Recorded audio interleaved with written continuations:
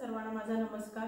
मी दीप्ती अमित तांबे, शासकीय औद्योगिक प्रशिक्षण संस्था मंडणगड, शिल्पनिदेशक कोपा। आजचा विषय आहे HTML टेक्स्ट लेवल टॅग। आता तो टॅगचा वापर कसा केला जातो आपण थोडक्यात शिकणार आहोत। आता तुम्हाला हे समोर दिसतात ही सगळी HTML टेक्स्ट लेवल टॅग आहे। आता तुम्हाला मी पॉइंटर नुसार दाखवते। फर्स्ट आहे तुमचा B tag for bold, I tag for italic, U for underline, BR for break tag, big tag, small tag, S for strike through. नंतर सबस्क्रिप्ट म्हणजे नॉर्मल लाईनचे जेव्हा तुम्हाला खाली लिहायचं असेल तेव्हा ह्या टॅगचा वापर केला जातो, त्याला म्हणतात सबस्क्रिप्ट। आणि नॉर्मल लाईनच्या वरती लिहायचं असेल तेव्हा वापरला जातो म्हणजे सुपरस्क्रिप्ट। हे सगळे आपल्या HTML टेक्स्ट लेवल टॅग्स आहेत। त्याचा आपण आता सिंपल प्रोग्राम घेऊया। नेहमीप्रमाणे नोटपॅडमध्ये टाइप करूया, .html सेव्ह करूया आणि वेब ब्राउझरवर रन करूया। तर तो नोटपॅड मधला मी प्रोग्राम तुम्हाला लिंक करून ठेवलेला आहे तुम्हाला दाखवायला।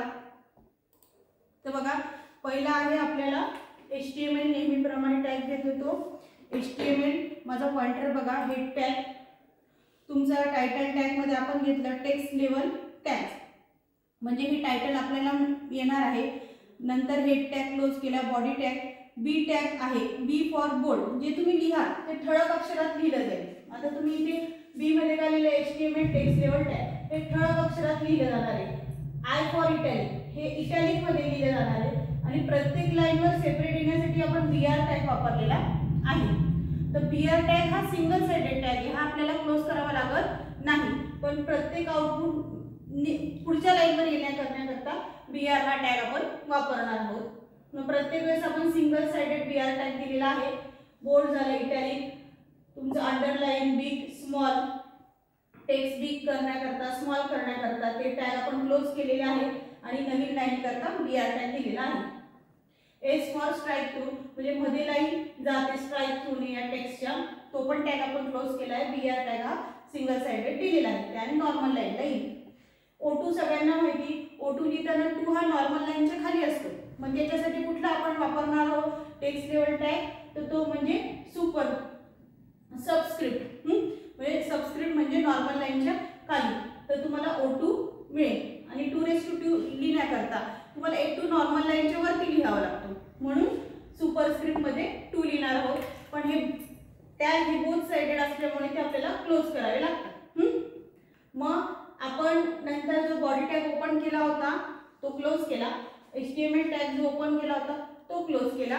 नंतर मी सेव्ह केलं टेक्स्ट लेवल टॅग, इथे सेव्ह म्हटलं आणि टेक्स्ट लेवल टॅग नावाने ते सेव्ह झाले। आता नेहमीप्रमाणे आपला जो फोल्डर आहे तो आपण ओपन करूया HTML चा। तो दिस PC मध्ये तुम्हाला हवा तिथे तुम्ही फोल्डर करू शकता।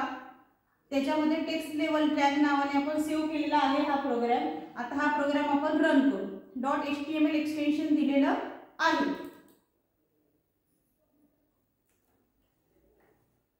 आता आपण क्लिक केल्यानंतर हे आपल्याला आउटपुट आलेलं आहे बघा। जे जे आपण टेक्स्ट लेवल टॅग वापरले त्याचा इफेक्ट आपल्याला इथे दिसतो आहे। ठळक झाले आहे, इटॅलिक झालेला आहे, अंडरलाइन आलेली आहे, बिग झाला आहे, स्मॉल झाला आहे, S ने तुमचं स्ट्राइक थ्रू झाला आहे, O2 लिहिताना 2 नॉर्मल लाईनच्या खाली आला आहे आणि इथे 2:2 लिहिताना हा 2 नॉर्मल लाईनच्या वर आला आहे, म्हणजे सबस्क्रिप्ट आणि सुपरस्क्रिप्ट प्रॉपर रन झालेला आहे।